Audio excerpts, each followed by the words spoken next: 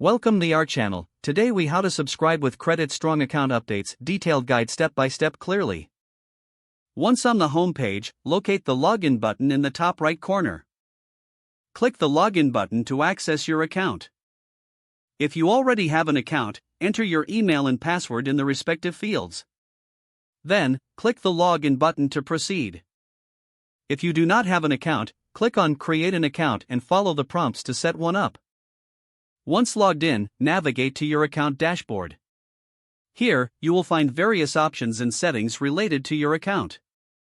Look for the Account Settings tab on the menu. Click on Account Settings to access additional options. Scroll down to find the Notifications section.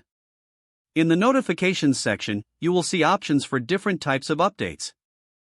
Select the types of updates you wish to receive, such as payment reminders or account changes.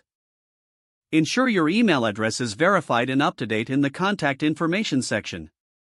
If needed, update your email address and click the Save Changes button. After selecting your notification preferences, confirm your selections.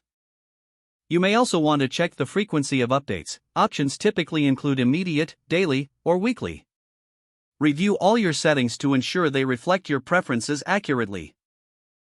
Once satisfied, exit the settings page to return to your dashboard.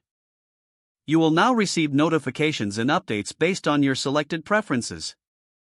Regularly revisit your account settings to modify your preferences as needed. This ensures you stay informed about your Credit Strong account effectively. Following these steps will keep you connected with crucial updates regarding your account.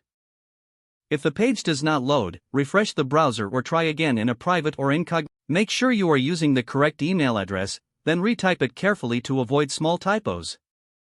If your password is not accepted, use the reset option and create a new strong password you can remember.